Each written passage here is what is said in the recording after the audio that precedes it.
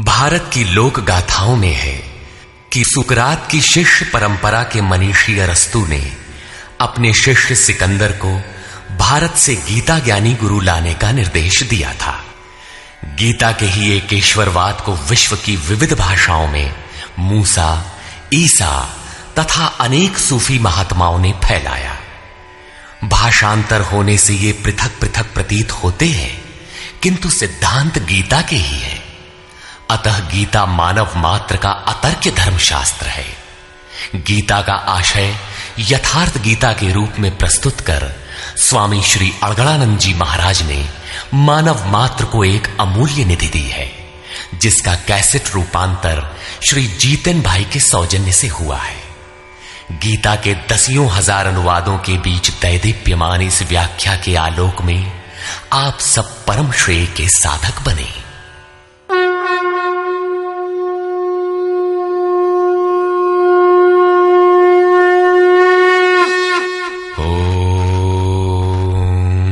श्री परमात्मने नमः। यथार्थ गीता, श्रीमद् भगवद गीता, अथ षष्ठोऽध्यायः। संसार में धर्म के नाम पर रीति रिवाज, पूजा पद्धतियों, संप्रदायों का बाहुल्य होने पर कुरीतियों का शमन करके एक ईश्वर की स्थापना एवं उसकी प्राप्ति की प्रक्रिया को प्रशस्त करने के लिए किसी महापुरुष का आविर्भाव होता है। क्रियाओं को छोड़कर बैठ जाने और ज्ञानी कहलाने की रूढ़ी कृष्ण काल में अत्यंत व्यापक थी। इसलिए इस अध्याय के प्रारंभ में ही योगेश्वर श्री कृष्ण ने इस प्रश्न को चौथी बार स्वयं उठाया कि ज्ञान योग तथा निष्काम कर्म योग दोनों के अनुसार कर्म करना ही होगा। श्री भगवान वाच।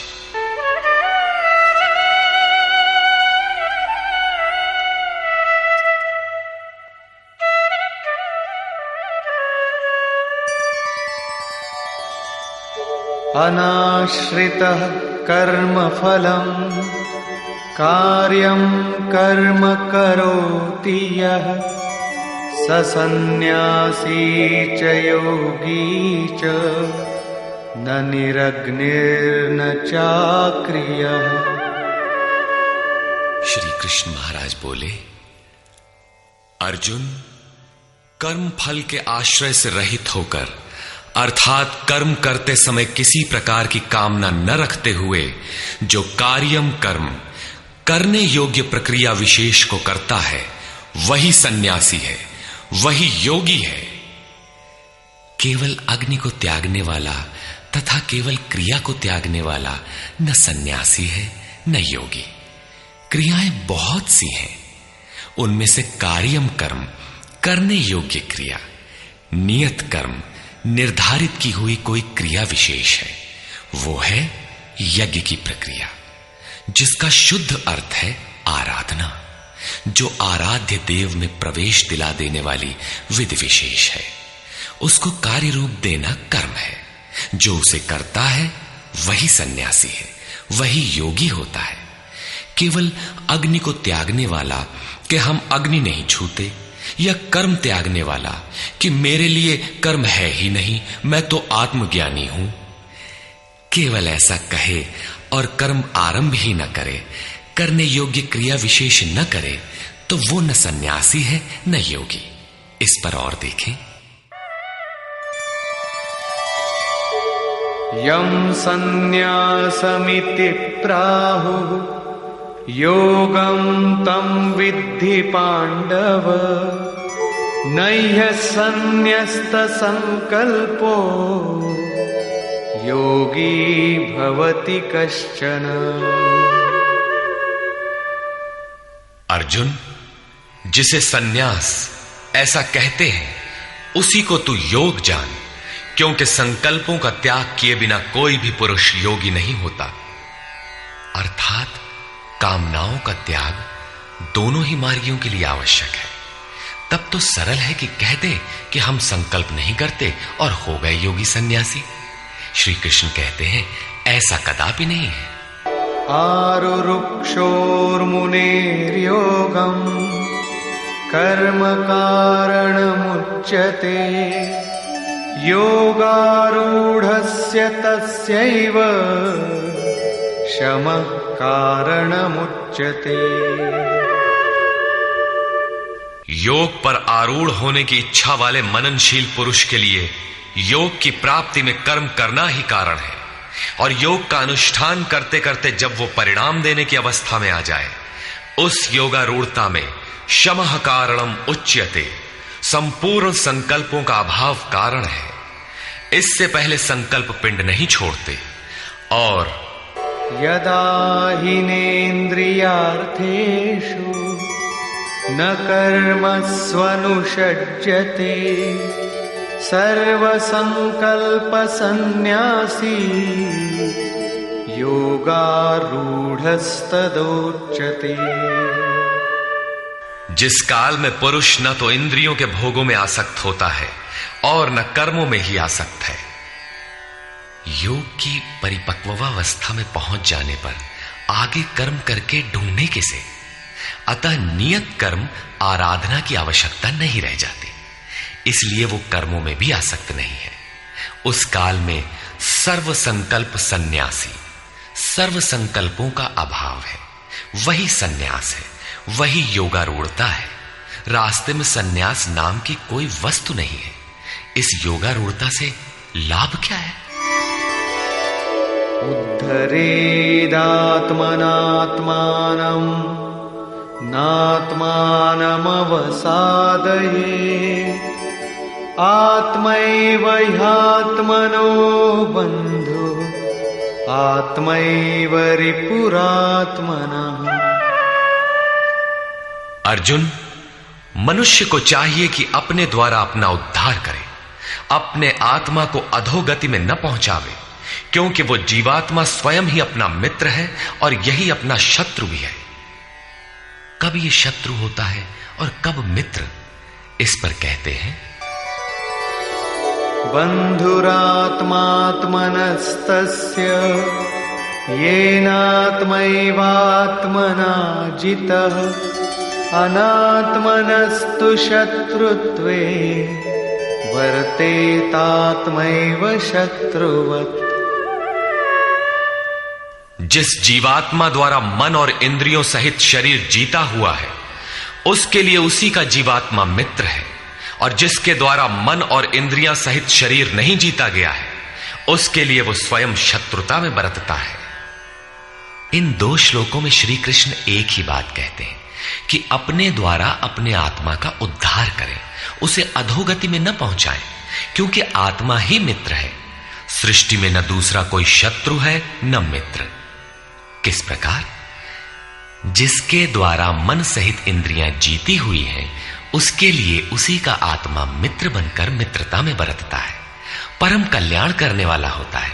और जिसके द्वारा मन सहित इंद्रियां नहीं जीती गई हैं, उसके लिए उसी का आत्मा शत्रु बनकर शत्रु में बरतता है, नीच योनियों और यातनाओं की ओर ले जाता है। प्रायः लोग कहते हैं मैं तो आत्मा हूं। गीता में लिखा है, न इसे शस्त्र काट सकता है, न अग्नि जला सकता है, न वायु सुखा सकता है। ये नित्य है, अमृत स्वरूप है, न बदलने वाला है, शाश्वत है, और वो आत्मा मुझ में है ही। वे गीता की इन पंक्तियों पर ध्यान नहीं देते कि आत्मा अधोगति में भी जाता है, आत्मा का उद्धार भी होता है, जिसके लिए कार्यम कर्म करने योग्य प्रक्रिया बताई गई है। अब अनुकूल आत्मा के लक्षण देखें।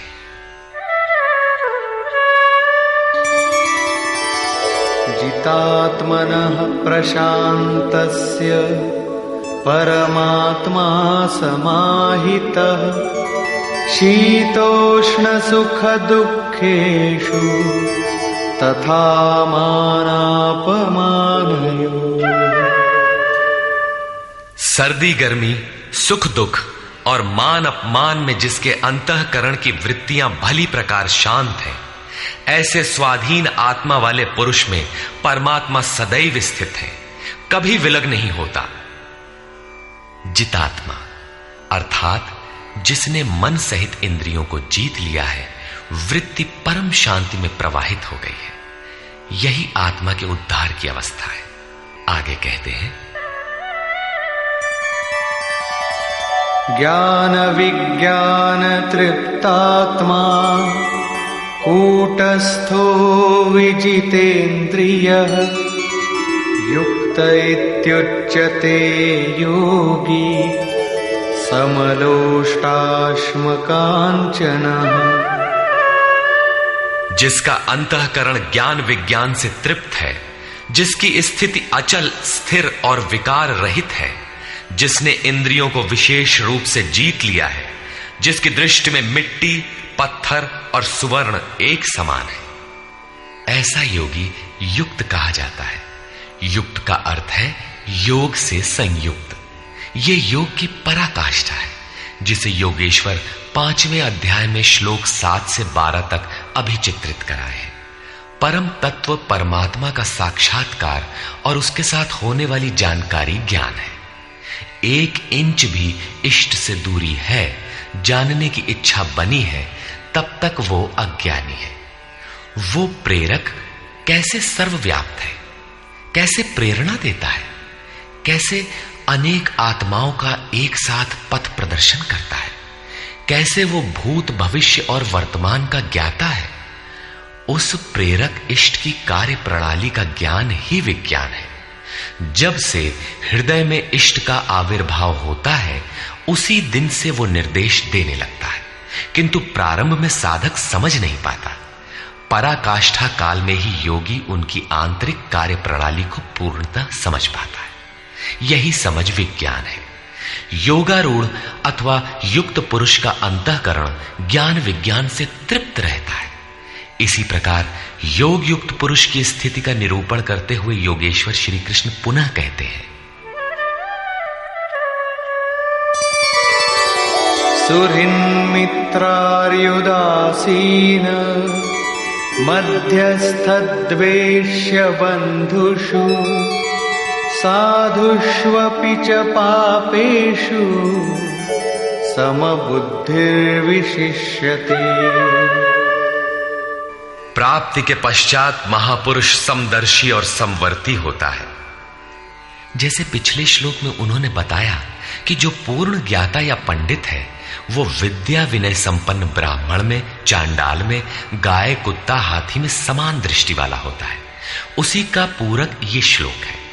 वो हृदय से सहायता करने वाले सहृदय, मित्र, बैरी, उदासीन, द्वेषी, बंधुगणों, धर्मात्मा तथा पापियों में भी समान दृष्टि वाला योग युक्त पुरुष अति श्रेष्ठ है।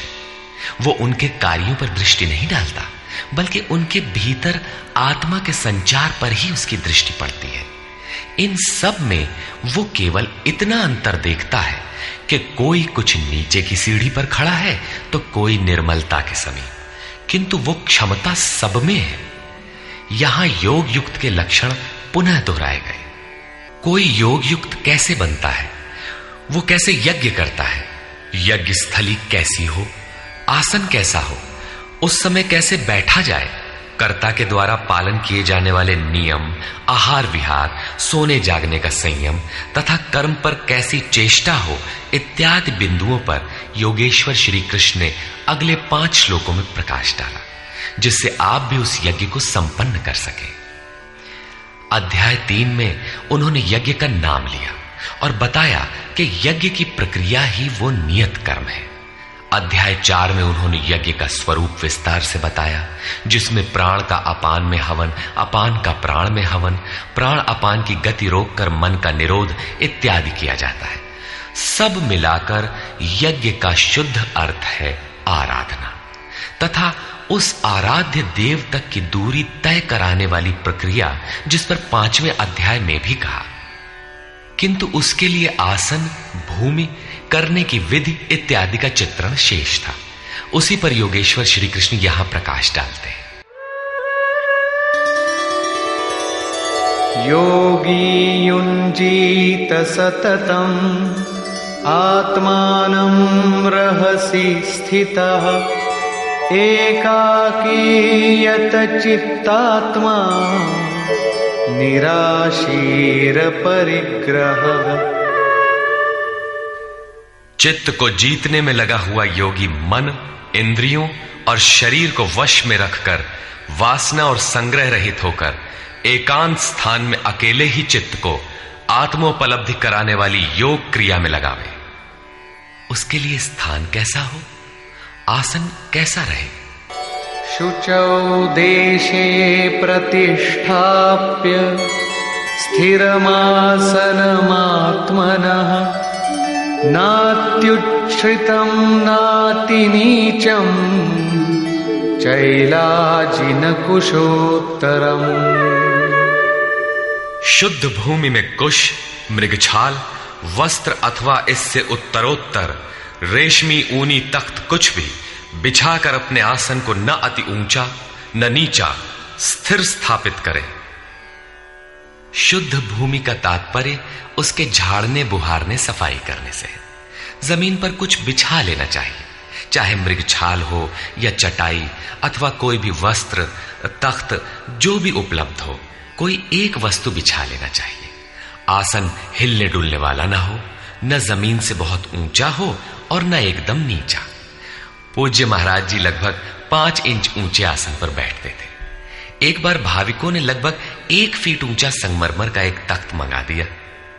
महाराज जी एक दिन तो बैठे, फिर बोले, नहीं हो, बहुत ऊंचा हो गया, ऊंचे नहीं बैठे के चाही साधु के, अभिमान हो ही जावा करत है। नीचे हूं न बैठे के चाही, हीनता आवत है, अपने से घृणा आवत है। बस उसको उठवाया और जंगल में एक बगीचा था, वहां रखवा दिया। वहां न कभी महाराज जाते थे और न अब ही कोई जाता है। ये था उन महापुरुष का क्रियात्मक शिक्षण। इसी प्रकार साधक के लिए भी बहुत ऊंचा आसन नहीं होना चाहिए, नहीं तो भजन पूर्ति बाद में होगी, अहंकार पहले चढ़ बैठेगा। इसके पश्चात तत्रैकाग्रं मनः कृत्वा यत चित्तेन्द्रियक्रियः उपविश्यासने युञ्जात् योगमात्मविशुद्धये। उस आसन पर बैठकर ही ध्यान करने का विधान है। मन को एकाग्र करके चित्त और इंद्रियों को, क्रियाओं को वश में रखते हुए अंतःकरण की शुद्धि के लिए योगाभ्यास करें। अब बैठने का तरीका बताते हैं। समंकाय शिरो ग्रीवं धारयन्नचलं स्थिरः संप्रेक्ष्य नासिकाग्रं स्वं दिशश्चानवलोकयन्। शरीर, गर्दन और सिर को सीधा, अचल, स्थिर करके जैसे कोई पटरी खड़ी कर दी गई हो, इस प्रकार सीधा दृढ़ होकर बैठ जाए और अपनी नासिका के अग्रभाग को देखकर नासिका की नोक देखते रहने का निर्देश नहीं है, बल्कि सीधे बैठने पर नाक के सामने जहां दृष्टि पड़ती है वहां दृष्टि रहे। दाहिने बाएं देखते रहने की चंचलता न रहे। अन्य दिशाओं को न देखता हुआ स्थिर होकर बैठे और प्रशांतात्मा विगतभीः ब्रह्मचारि व्रते स्थितः मनः संयम्य मच्चित्तो युक्त आसीत मत्परः। ब्रह्मचर्य व्रत में स्थित होकर। प्रायः लोग कहते हैं कि जननेंद्रिय का संयम ब्रह्मचर्य है, किंतु महापुरुषों की अनुभूति है कि मन से विषयों का स्मरण करके, आंखों से वैसे दृश्य देखकर, त्वचा से स्पर्श कर, कानों से विषयोत्तेजक शब्द सुनकर जननेंद्रिय संयम संभव नहीं है। ब्रह्मचारी का वास्तविक अर्थ है ब्रह्म आचरति स ब्रह्मचारी। ब्रह्म का आचरण है नियत कर्म, यज्ञ की प्रक्रिया, जिसे करने वाले यान्ति ब्रह्म सनातनम, सनातन ब्रह्म में प्रवेश पा जाते हैं। इसे करते समय स्पर्शान कृत्वा बहिर्बाह्यान, बाहर के स्पर्श, मन और सभी इंद्रियों के स्पर्श बाहर ही त्याग कर चित्त को ब्रह्म चिंतन में, श्वास प्रश्वास में ध्यान में लगाना है। मन ब्रह्म में लगा है तो बाह्य स्मरण कौन करे? यदि बाह्य स्मरण होता है तो अभी मन लगा कहां? विकार शरीर पर नहीं, मन की तरंगों में रहता है। मन ब्रह्माचरण में लगा है तो जननेन्द्रिय संयम ही नहीं, सकलेंद्रिय संयम तक स्वाभाविक हो जाता है। अतः ब्रह्म के आचरण में स्थित रहकर भय रहित और अच्छी प्रकार शांत अंतःकरण वाला मन को संयत रखते हुए मुझ में लगे हुए चित्त से युक्त मेरे परायण होकर स्थित हो। ऐसा करने का परिणाम क्या होगा?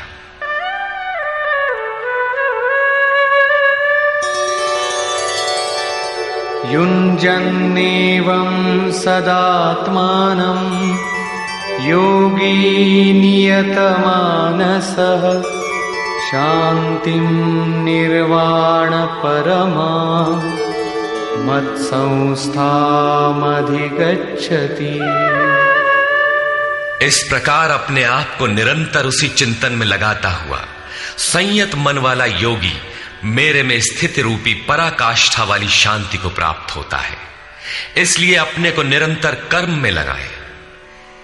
यहां यह प्रश्न पूर्ण प्राय है। अगले 2 श्लोकों में वे बताते हैं कि परमानंद वाली शांति के लिए शारीरिक संयम, युक्ताहार, विहार भी आवश्यक है। नात्यश्नतस्तु योगोऽस्ति न चैकान्तमनश्नतः न चाति स्वप्नशीलस्य जाग्रतो नैव चार्जुन। अर्जुन, ये योग न तो बहुत खाने वाले का सिद्ध होता है और न बिल्कुल न खाने वाले का सिद्ध होता है, न अत्यंत सोने वाले का और न अत्यंत जागने वाले का ही सिद्ध होता है। तब किसका सिद्ध होता है? युक्ताहार विहारस्य युक्तचेष्टस्य कर्मसु युक्तस्वप्नावबोधस्य योगो भवति दुःखः। दुखों का नाश करने वाला ये योग उचित आहार विहार, कर्मों में उपयुक्त चेष्टा और संतुलित शयन जागरण करने वाले का ही पूर्ण होता है। अधिक भोजन करने से आलस्य, निद्रा और प्रमाद घेरेंगे, तब साधना नहीं होगी। भोजन छोड़ देने से इंद्रियां क्षीण हो जाएंगी, अचल स्थिर बैठने की क्षमता नहीं रहेगी। पूज्य महाराज जी कहते थे कि खुराक से 1.5-2 रोटी कम खाना चाहिए। विहार अर्थात साधन के अनुकूल विचरण, कुछ परिश्रम भी करते रहना चाहिए। कोई कार्य ढूंढ लेना चाहिए, अन्यथा रक्त संचार शिथिल पड़ जाएगा, रोग घेर लेंगे। सोना और जागना आयु, आहार और अभ्यास से घटता बढ़ता है। महाराज जी कहा करते थे, योगी को 4 घंटे सोना चाहिए और अनवरत चिंतन में लगे रहना चाहिए। हठ करके न सोने वाले शीघ्र पागल हो जाते हैं। कर्मों में उपयुक्त चेष्टा भी हो, अर्थात नियत कर्म आराधना के अनुरूप निरंतर प्रयत्नशील हो। बाह्य विषयों का स्मरण न कर सदैव उसी में लगे रहने वाले का ही योग सिद्ध होता है। साथ ही यदा विनियतं चित्तम् आत्मन्येवावतिष्ठते निःस्पृहः सर्वकामेभ्यो युक्त इत्युच्यते तदा। इस प्रकार योग के अभ्यास से विशेष रूप से वश में किया हुआ चित्त जिस काल में परमात्मा में भली प्रकार स्थित हो जाता है, विलीन सा हो जाता है, उस काल में संपूर्ण कामनाओं से रहित हुआ पुरुष योग युक्त कहा जाता है। अब विशेष जीते हुए चित्त के लक्षण क्या है? यथा दीपो निवातस्थो नेङ्गते सोपमा स्मृता योगिनो यतचित्तस्य युञ्जतो योगमात्मनः। जिस प्रकार वायु रहित स्थान में रखा गया दीपक चलायमान नहीं होता, लौ सीधे ऊपर जाती है, उसमें कंपन नहीं होता। यही उपमा परमात्मा के ध्यान में लगे हुए योगी के जीते हुए चित्त की दी गई है। दीपक तो उदाहरण मात्र है। आजकल दीपक का प्रचलन शिथिल पड़ रहा है। अगरबत्ती ही जलाने पर धुआं सीधे ऊपर जाता है, यदि वायु में वेग न हो। यह योगी के जीते हुए चित्त का एक उदाहरण मात्र है। अभी चित्त भले ही जीता गया है, निरोध हो गया है, किंतु अभी चित्त है। जब निरुद्ध चित्त का भी विलय हो जाता है, तब कौन सी विभूति मिलती है, देखें। यत्रो परमते चित्तम निरुद्धं योग सेवया यत्र चैवात्मनात्मानं पश्यन्नात्मनि तुष्यति। जिस अवस्था में योग के अभ्यास से बिना अभ्यास के कभी निरोध नहीं होगा, अतः योग अभ्यास से निरुद्ध हुआ चित्त भी उपराम हो जाता है, विलय हो जाता है, मिट जाता है। उस अवस्था में आत्मना, अपनी आत्मा के द्वारा, आत्मानम, परमात्मा को देखता हुआ, आत्मनि एव, अपने आत्मा में ही संतुष्ट अपनी ही आत्मा से होता है। क्योंकि प्राप्ति काल में तो परमात्मा का साक्षात्कार होता है, किंतु दूसरे ही क्षण वो अपने ही आत्मा को उन शाश्वत ईश्वरीय विभूतियों से ओतप्रोत पाता है। ब्रह्म अजर, अमर, शाश्वत, अव्यक्त और अमृत स्वरूप है, तो इधर आत्मा भी अजर, अमर, शाश्वत, अव्यक्त और अमृत स्वरूप है तो, किंतु अचिंत्य भी है। जब तक चित्त और चित्त की लहर है, तब तक वो आपके उपभोग के लिए नहीं है। चित्त का निरोध और निरुद्ध चित्त के विलय काल में परमात्मा का साक्षात्कार होता है, और दर्शन के ठीक दूसरे क्षण उन्हीं ईश्वरीय गुण धर्मों से युक्त ही अपने आत्मा को पाता है। इसलिए वो अपने ही आत्मा में संतुष्ट होता है। यही उसका स्वरूप है, यही पराकाष्ठा है। इसी का पूरक अगला श्लोक देखें। सुखमात्यन्तिकं यत्तत् बुद्धिग्राह्यमतीन्द्रियं वेत्ति यत्र न चैवायं स्थितश्चलति तत्वतः। तथा इंद्रियों से अतीत, केवल शुद्ध हुई सूक्ष्म बुद्धि द्वारा ग्रहण करने योग्य जो अनंत आनंद है, उसको जिस अवस्था में अनुभव करता है और जिस अवस्था में स्थित हुआ योगी भगवत स्वरूप को तत्व से जानकर चलायमान नहीं होता, सदैव उसी में प्रतिष्ठित रहता है। तथा यं लब्ध्वा चापरं लाभं मन्यते नाधिकं ततः यस्मिन् स्थितो न दुःखेन गुरुणापि विचाल्यते। परमेश्वर की प्राप्ति रूप जिस लाभ को, पराकाष्ठा की शांति को प्राप्त कर उससे अधिक दूसरा कुछ भी लाभ नहीं मानता, और भगवत प्राप्ति रूप जिस अवस्था में स्थित हुआ योगी बड़े भारी दुख से भी चलायमान नहीं होता, दुख का उसे भान भी नहीं होता, क्योंकि भान करने वाला चित्त तो मिट गया। इस प्रकार तम विद्या दुख संयोग वियोगम योग संगीतम सनिश्चयेन योक्तव्यो योगो निर्विण्ण चेतसा। जो संसार के संयोग और वियोग से रहित है, उसी का नाम योग है। जो आत्यंतिक सुख है, उसके मिलन का नाम योग है। जिसे परम तत्व परमात्मा कहते हैं, उसके मिलन का नाम योग है। वो योग न उकताए हुए चित्त से निश्चय पूर्वक करना कर्तव्य है। धैर्य पूर्वक लगा रहने वाला ही योग में सफल होता है।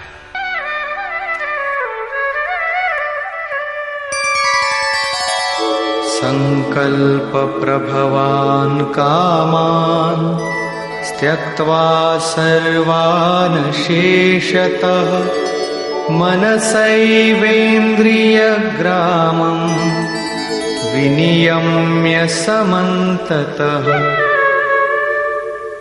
इसलिए मनुष्य को चाहिए कि संकल्प से उत्पन्न होने वाली संपूर्ण कामनाओं को वासना और आसक्ति सहित सर्वथा त्याग कर मन के द्वारा इंद्रियों के समुदाय को सब ओर से अच्छी प्रकार वश में करके शनैः शनैरुपरमेद् बुद्ध्या धृतिगृहीतया आत्मसंस्थं मनः कृत्वा न किंचिदपि चिंतयेत्। क्रम क्रम से अभ्यास करता हुआ उपरामता को प्राप्त हो जाए, चित्त का निरोध और क्रमशः विलय हो जाए, तदनंतर वो धैर्य युक्त बुद्धि द्वारा मन को परमात्मा में स्थित करके अन्य कुछ भी चिंतन न करे। निरंतर लगकर पाने का विधान है, किंतु आरंभ में मन लगता नहीं। इस पर योगेश्वर कहते हैं, यतो यतो निश्चरति मनश्चञ्चलमस्थिरम् ततस्ततो नियम्यैतद् आत्मन्येव वशं नयेत्। ये स्थिर न रहने वाला चंचल मन जिस जिस कारण से सांसारिक पदार्थों में विचरता है, उससे रोककर बारंबार अंतरात्मा में ही निरोध करे। प्रायः लोग कहते हैं कि मन जहां भी जाता है जाने दो, प्रकृति में ही तो जाएगा और प्रकृति भी उस ब्रह्म के ही अंतर्गत है। प्रकृति में विचरण करना ब्रह्म के बाहर नहीं है। किंतु श्री कृष्ण के अनुसार यह गलत है। गीता में इन मान्यताओं का किंचित भी स्थान नहीं है। श्री कृष्ण का कथन है कि मन जहां जहां जाए, जिन माध्यम से जाए, उन्हीं माध्यम से रोककर परमात्मा में ही लगावें। मन का निरोध संभव है। इस निरोध का परिणाम क्या होगा? प्रशान्तमनसं येनं योगिनं सुखमुत्तमम् उपैति शान्तरजसं ब्रह्मभूतमकल्मषम्। जिसका मन पूर्ण रूपेण शांत है, जो पाप से रहित है, जिसका रजोगुण शांत हो गया है, ऐसे ब्रह्म से एकीभूत योगी को सर्वोत्तम आनंद प्राप्त होता है, जिससे उत्तम कुछ भी नहीं है। इसी पर पुनः बल देते हैं, युञ्जन्नेवं सदात्मानं योगी विगतकल्मषः सुखेन ब्रह्म संस्पर्शम् अत्यंतं सुखमश्नुते। पाप रहित योगी इस प्रकार आत्मा को निरंतर उस परमात्मा में लगाता हुआ सुखपूर्वक परब्रह्म परमात्मा की प्राप्ति के अनंत आनंद की अनुभूति करता है। वो ब्रह्म संस्पर्श अर्थात ब्रह्म के स्पर्श और प्रवेश के साथ अनंत आनंद का अनुभव करता है। अतः भजन अनिवार्य है। इसी पर आगे कहते हैं, सर्वभूतस्थमात्मानं सर्वभूतानि चात्मनि ईक्षते योगयुक्तात्मा सर्वत्र समदर्शनः। योग के परिणाम से युक्त आत्मा वाला, सब में समभाव से देखने वाला योगी आत्मा को संपूर्ण प्राणियों में व्याप्त देखता है और संपूर्ण भूतों को आत्मा में ही प्रवाहित देखता है। इस प्रकार देखने से लाभ क्या है? यो मां पश्यति सर्वत्र सर्वं च मयि पश्यति तस्याहं न प्रणश्यामि स च मे न प्रणश्यति। जो पुरुष संपूर्ण भूतों में मुझ परमात्मा को देखता है, व्याप्त देखता है, और संपूर्ण भूतों को मुझ परमात्मा के ही अंतर्गत देखता है, उसके लिए मैं अदृश्य नहीं होता हूं और वो मेरे लिए अदृश्य नहीं होता। ये प्रेरक का आमने सामने मिलन है, सख्य भाव है, सामीप्य मुक्ति है। सर्वभूतस्थितं यो मां भजत्येकत्वमास्थितः सर्वथा वर्तमानोऽपि स योगी मयि वर्तते। जो पुरुष अनेकता से परे उपर्युक्त एकत्व भाव से मुझ परमात्मा को भजता है, वो योगी सब प्रकार के कार्यों में बरतता हुआ मेरे में ही बरतता है, क्योंकि मुझे छोड़कर उसके लिए कोई बचा भी तो नहीं, उसका तो सब मिट गया। इसलिए वो अब उठता बैठता जो कुछ भी करता है मेरे संकल्प से करता है। आत्मौपम्येन सर्वत्र समं पश्यति योऽर्जुन सुखं वा यदि वा दुःखं स योगी परमो मतः। हे अर्जुन, जो योगी अपने ही समान संपूर्ण भूतों में सम देखता है, अपने जैसा देखता है, सुख और दुख भी सब में समान देखता है, वो योगी जिसका भेदभाव समाप्त हो गया है, परम श्रेष्ठ माना गया है। प्रश्न पूरा हुआ। इस पर अर्जुन ने प्रश्न किया। अर्जुन उवाच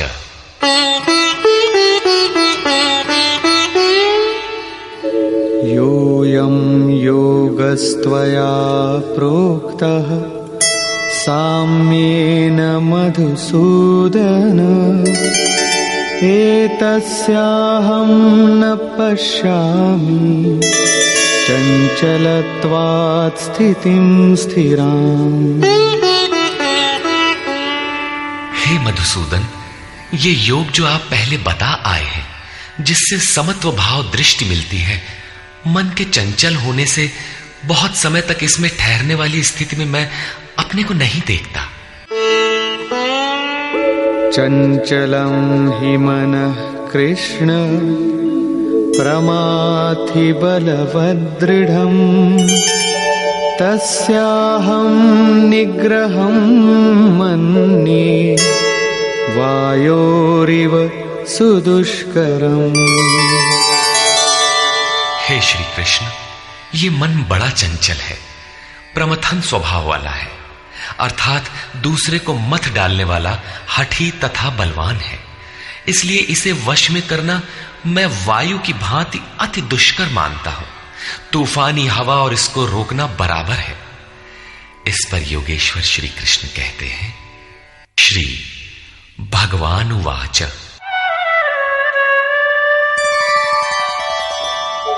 असंशयं महाबाहो मनो दुर्निग्रहं चलम् अभ्यासेन तु कौन्तेय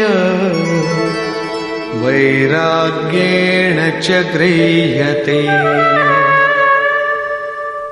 महान कार्य करने के लिए प्रयत्नशील अर्थात महाबाहु अर्जुन, निसंदेह मन चंचल है, बड़ी कठिनाई से वश में होने वाला है, परंतु कौन्तेय ये अभ्यास और वैराग्य के द्वारा वश में होता है।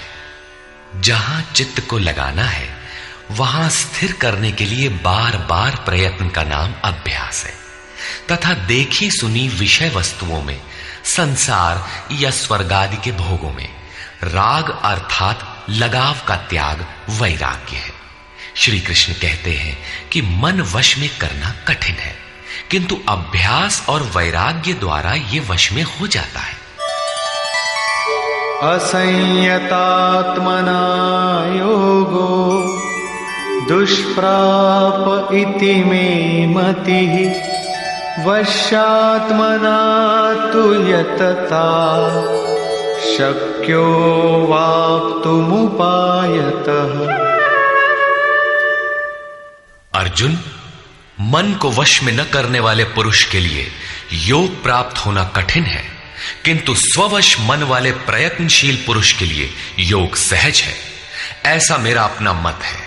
जितना कठिन तू मान बैठा है उतना कठिन नहीं है, अतः इसे कठिन मानकर छोड़ मत दो। प्रयत्न पूर्वक लगकर योग को प्राप्त कर, क्योंकि मन वश में करने पर ही योग संभव है। इस पर अर्जुन ने प्रश्न किया। अर्जुन उवाच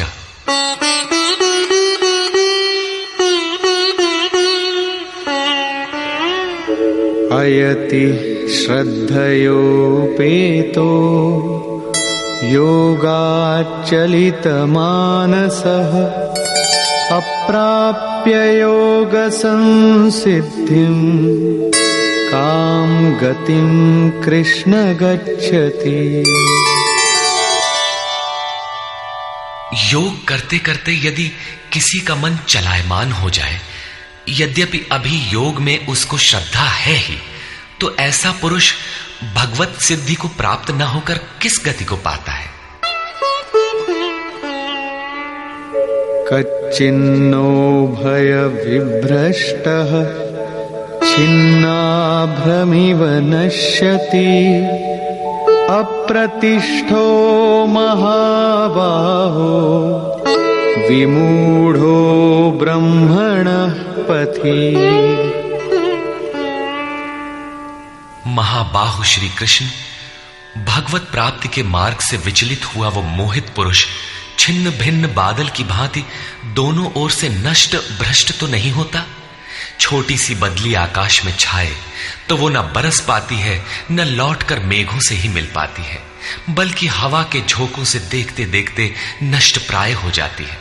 उसी प्रकार शिथिल प्रयत्न वाला, कुछ काल तक साधन करके स्थगित करने वाला नष्ट तो नहीं हो जाता। वो न आप में प्रवेश कर सका और न भोग ही भोग पाया, उसकी कौन सी गति होती है?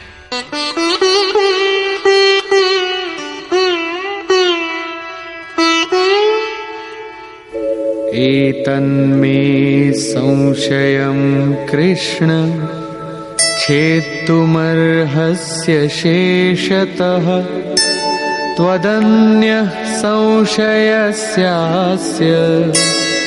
छेत्ता न ह्युपपद्यते। हे श्री कृष्ण, मेरे इस संशय को संपूर्णता से मिटाने के लिए आप ही सक्षम हैं। आपके अतिरिक्त दूसरा कोई इस संशय को मिटाने वाला मिलना संभव नहीं है। इस पर योगेश्वर श्री कृष्ण ने कहा। श्री भगवान उवाच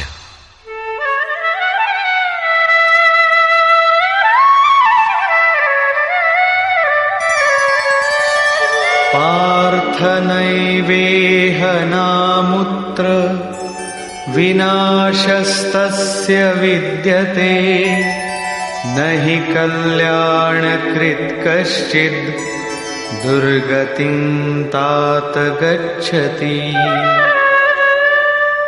पार्थिव शरीर को ही रथ बनाकर लक्ष्य की ओर अग्रसर अर्जुन, उस पुरुष का ना तो इस लोक में और न परलोक में ही नाश होता है, क्योंकि हे तात, उस परम कल्याणकारी नियत कर्म को करने वाला दुर्गति को प्राप्त नहीं होता।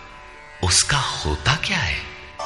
प्राप्य पुण्यकृतान् लोकान् उषित्वा शाश्वती समाः शुचीनां श्रीमतां गेहे योगभ्रष्टोऽभिजायते। मन चलायमान होने से योग भ्रष्ट हुआ वो पुरुष पुण्यवानों के लोकों में वासनाओं को भोग कर, जिन वासनाओं को लेकर वो योग भ्रष्ट हुआ था, भगवान उसे थोड़े में सब दिखा सुना देते हैं। उन्हें भोग कर वो शुचि नाम श्रीमताम, शुद्ध आचरण वाले श्रीमान पुरुषों के घर में जन्म लेता है। जो शुद्ध आचरण वाले हैं वही श्रीमान है।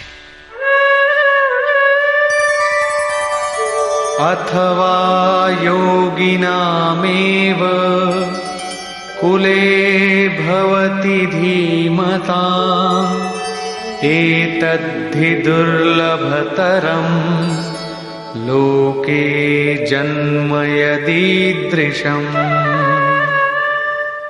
अथवा वहां जन्म न मिलने पर भी स्थिर बुद्धि योगियों के कुल में वो प्रवेश पा जाता है।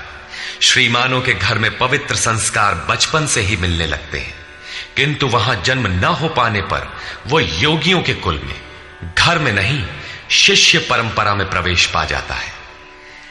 कबीर, तुलसी, रैदास, वाल्मीकि इत्यादि को शुद्ध आचरण और श्रीमानों का घर नहीं, योगियों के कुल में प्रवेश मिला। सद्गुरु के कुल में संस्कारों का परिवर्तन भी एक जन्म है, और ऐसा जन्म संसार में निसंदेह अति दुर्लभ है। योगियों के यहां जन्म का अर्थ उनके शरीर से पुत्र रूप में उत्पन्न होना नहीं है। गृह त्याग से पूर्व पैदा होने वाले लड़के मोहवश महापुरुष को भी भले ही पिता मानते रहे, किंतु महापुरुष के लिए घर वालों के नाम पर कोई नहीं होता। जो शिष्य उनकी मर्यादाओं का अनुष्ठान करते हैं, उनका महत्व लड़कों से कई गुना अधिक मानते हैं, वही उनके सच्चे पुत्र हैं। जो योग के संस्कारों से युक्त नहीं है, उन्हें महापुरुष नहीं अपनाते।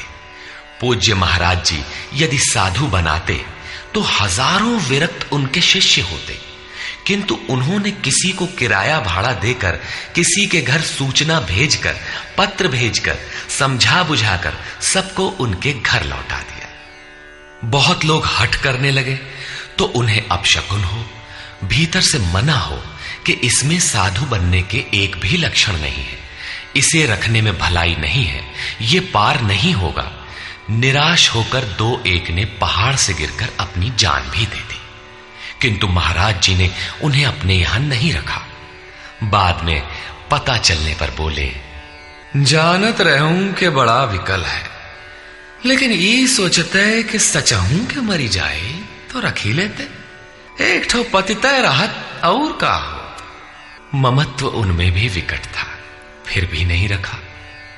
6-7 को जिनके लिए आदेश हुआ था कि आज एक योग भ्रष्ट आ रहा है, जन्म जन्म से भटका हुआ चला आ रहा है, इस नाम और इस रूप का कोई आने वाला है, उसे रखो, ब्रह्म विद्या का उपदेश करो, उसे आगे बढ़ाओ। केवल उन्हीं को रखा। आज भी उनमें से एक महापुरुष धार कुंडी में बैठे हैं, एक अनसुईया में है, 2-3 अन्यत्र भी हैं। उन्हें सद्गुरु के कुल में प्रवेश मिला। ऐसे महापुरुषों को पा जाना अति दुर्लभ है। तत्र तं बुद्धि संयोगं लभते पौर्वदेहिकं यतते च ततो भूयः संसिद्धौ कुरु नंदन।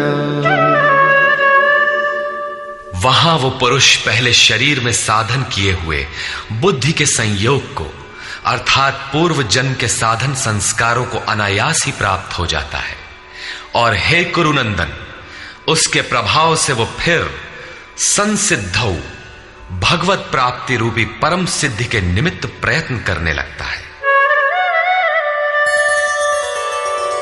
पूर्वाभ्यासेन तेनैव ह्रियते ह्यवशोऽपि सः जिज्ञासुरपि योगस्य शब्द ब्रह्माति वर्तते। श्रीमानों के घर विषयों के वश में रहने पर भी वो पूर्व जन्म के अभ्यास से भगवत पथ की ओर आकर्षित हो जाता है, और योग में शिथिल प्रयत्न वाला वो जिज्ञासु भी वाणी के विषय को पार करके निर्वाण पद को पा जाता है। उसकी प्राप्ति का यही तरीका है, कोई एक जन्म में पाता भी नहीं। प्रयत्नाद्यतमानस्तु योगी संशुद्ध किल्बिषः अनेक जन्म संसिद्धः ततो याति परां गतिम्। अनेक जन्मों से प्रयत्न करने वाला योगी परम सिद्धि को प्राप्त हो जाता है। प्रयत्न पूर्वक अभ्यास करने वाला योगी सभी पापों से अच्छी प्रकार शुद्ध होकर परम गति को प्राप्त हो जाता है। प्राप्ति का यही क्रम है। पहले शिथिल प्रयत्न से यह योग आरंभ होता है, मन चलायमान होने पर जन्म लेता है, सद्गुरु के कुल में प्रवेश पाता है और प्रत्येक जन्म में अभ्यास करते हुए वहीं पहुंच जाता है जिसका नाम परम गति, परम धाम है। योगेश्वर श्री कृष्ण ने कहा था कि इस योग में बीज का नाश नहीं होता। आप 2 कदम चल भर दें, उस साधन का कभी नाश नहीं होता। हर परिस्थिति में रहते हुए पुरुष ऐसा कर सकता है। कारण कि थोड़ा साधन तो परिस्थितियों में घिरने वाला व्यक्ति ही कर पाता है, क्योंकि उसके पास समय नहीं है। आप काले हो, गोरे हो अथवा कहीं के हो, गीता सबके लिए है, आपके लिए भी है, बशर्ते आप मनुष्य हो। उत्कट प्रयत्न वाला चाहे जो हो, किंतु शिथिल प्रयत्न वाला गृहस्थ ही होता है। गीता गृहस्थ, विरक्त, शिक्षित, अशिक्षित, सर्वसाधारण मनुष्य मात्र के लिए है, किसी साधु नामक विचित्र प्राणी के लिए ही नहीं। अंत में योगेश्वर श्री कृष्ण निर्णय देते हैं, तपस्विभ्योऽधिको योगी ज्ञानिभ्योऽपि मतोऽधिकः कर्मिभ्यश्चाधिको योगी तस्माद्योगी भवार्जुन। तपस्वियों से योगी श्रेष्ठ है, ज्ञानियों से भी श्रेष्ठ माना गया है, कर्मियों से भी योगी श्रेष्ठ है। इसलिए अर्जुन, तू योगी बन। तपस्वी अभी योग को ढालने में प्रयत्नशील है, कर्मी केवल कर्म जानकर करता भर है। ये गिर भी सकते हैं, क्योंकि न इन दोनों में समर्पण है और न अपना हानि लाभ देखने की क्षमता। किंतु ज्ञानी योग की परिस्थितियों को जानता है, अपनी शक्ति समझता है, उसकी जिम्मेदारी उसी पर है। और निष्काम कर्मयोगी तो इष्ट के ऊपर अपने को फेंक चुका है, वो इष्ट संभालेगा। परम कल्याण के पथ पर ये दोनों ठीक चलते हैं, किंतु जिसका भार वो इष्ट संभालता है वो इन सब में श्रेष्ठ है, क्योंकि प्रभु ने उसे ग्रहण कर लिया है। उसका हानि लाभ वो प्रभु देखता है, इसलिए योगी श्रेष्ठ है। इसलिए अर्जुन, तू योगी बन, समर्पण के साथ योग का आचरण कर। योगी श्रेष्ठ है, किंतु उनसे भी वो योगी सर्वश्रेष्ठ है जो अंतरात्मा से लगता है। इसी पर कहते हैं, योगिनामपि सर्वेषां मद्गतेनान्तरात्मना श्रद्धावान् भजते यो मां समे युक्ततमो मतः। संपूर्ण निष्काम कर्म योगियों में भी जो श्रद्धा विभोर होकर अंतरात्मा से, अंतर चिंतन से मुझे निरंतर भजता है, वो योगी मुझे परम श्रेष्ठ मान्य है। भजन दिखावे या प्रदर्शन की वस्तु नहीं है। इससे समाज भले ही अनुकूल हो, किंतु प्रभु प्रतिकूल हो जाते हैं। भजन अत्यंत गोपनीय है, वो अंतःकरण से होता है, उसका उतार चढ़ाव अंतःकरण के ऊपर है। निष्कर्ष, इस अध्याय के आरंभ में योगेश्वर श्री कृष्ण ने कहा कि फल के आश्रय से रहित होकर जो कार्यम कर्म अर्थात करने योग्य प्रक्रिया विशेष का आचरण करता है वही सन्यासी है, और उसी कर्म को करने वाला ही योगी है। केवल क्रियाओं अथवा अग्नि को त्यागने वाला योगी अथवा सन्यासी नहीं होता। संकल्पों का त्याग किए बिना कोई भी पुरुष सन्यासी अथवा योगी नहीं होता। हम संकल्प नहीं करते, ऐसा कह देने मात्र से संकल्प पिंड नहीं छोड़ते। योग में आरूढ़ होने की इच्छा वाले पुरुष को चाहिए कि कार्यम कर्म करे, और करते करते योगारूढ़ हो जाने पर सर्व संकल्पों का अभाव होता है, इसके पूर्व नहीं। सर्व संकल्पों का अभाव ही सन्यास है। योगेश्वर ने पुनः बताया कि आत्मा अधोगति में जाता है और उसका उद्धार भी होता है। जिस पुरुष द्वारा मन सहित इंद्रियां जीत ली गई हैं, उसका आत्मा उसके लिए मित्र बनकर मित्रता में बरतता है तथा परम कल्याण करने वाला होता है। जिसके द्वारा ये नहीं जीती गई, उसके लिए उसी का आत्मा शत्रु बनकर शत्रुता में बरतता है, यातनाओं का कारण बनता है। अतः मनुष्य को चाहिए कि अपने आत्मा को अधोगति में न पहुंचावे, अपने द्वारा अपनी आत्मा का उद्धार करे। उन्होंने प्राप्ति वाले योगी की रहनी बताई। यज्ञ स्थली, बैठने का आसन तथा बैठने के तरीके पर उन्होंने कहा कि स्थान एकांत और स्वच्छ हो, वस्त्र मृग चर्म अथवा कुश की चटाई में से कोई एक आसन हो। कर्म के अनुरूप चेष्टा, युक्ताहार विहार, सोने जागने के संयम पर उन्होंने बल दिया। योगी के निरुद्ध चित्त की उपमा उन्होंने वायु रहित स्थान में दीपक की अकंपित लौ से दी, और इस प्रकार उस निरुद्ध चित्त का भी जब विलय हो जाता है, उस समय वह योग की पराकाष्ठा अनंत आनंद को प्राप्त होता है। संसार के संयोग वियोग से रहित अनंत सुख का नाम योग है। योग का अर्थ है उससे मिलन। जो योगी इसमें प्रवेश पा जाता है, वह संपूर्ण भूतों में समदृष्टि वाला हो जाता है। जैसे अपनी आत्मा वैसे ही सबकी आत्मा को देखता है। वह परम पराकाष्ठा की शांति को प्राप्त होता है। अतः योग आवश्यक है। मन जहां जहां जाए वहां वहां से घसीटकर बारंबार इसका निरोध करना चाहिए। श्री कृष्ण ने स्वीकार किया कि मन बड़ी कठिनाई से वश में होने वाला है, लेकिन होता है। यह अभ्यास और वैराग्य द्वारा वश में हो जाता है। शिथिल प्रयत्न वाला व्यक्ति भी अनेक जन्म के अभ्यास से वहीं पहुंच जाता है जिसका नाम परम गति अथवा परम धाम है। तपस्वियों, ज्ञान मार्गियों तथा केवल कर्मियों से योगी श्रेष्ठ है। इसलिए अर्जुन, तू योगी बन। समर्पण के साथ अंतर मन से योग का आचरण कर। प्रस्तुत अध्याय में योगेश्वर श्री कृष्ण ने प्रमुख रूप से योग की प्राप्ति के लिए अभ्यास पर बल दिया है।